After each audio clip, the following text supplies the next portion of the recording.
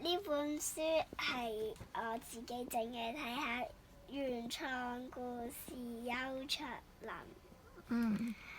呢本書叫做《我去過的地方》，我去過嘅地方係故事嚟嘅咋，有香港啦，仲有美國啦，仲有北京，仲有中國，仲有日本，仲有台灣。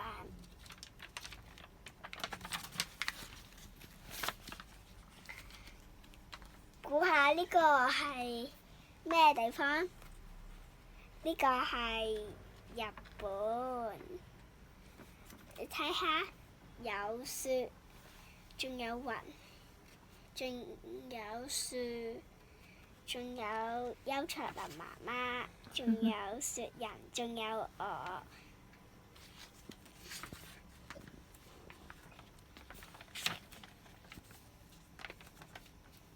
跟住估下呢個係咩地方？呢個係台灣。呢個係邱卓林瑩媽媽，媽媽就揸住個魚蛋，跟住我同埋我阿妹瑩瑩 BB 都話要我食先，跟住魚蛋叔叔講話唔好爭佢，就俾多一條我哋。真㗎？估下呢度係咩地方？呢度係迪士尼。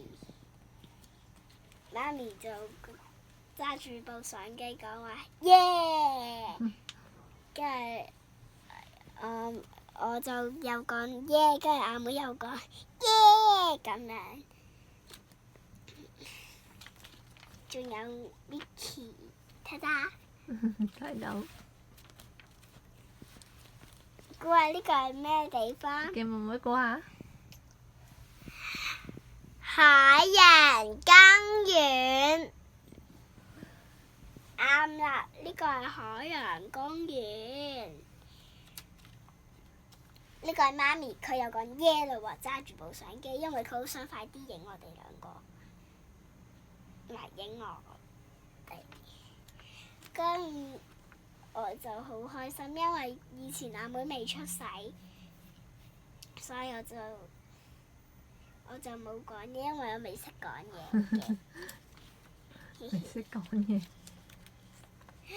跟住，嚇死人咩？有隻獅子彈咗出嚟啊！係喎，呢個係咩地方嚟㗎？呢個係深圳動物園。深圳動物園。講完，你哋中唔中意呢個故事啊？中意。多謝。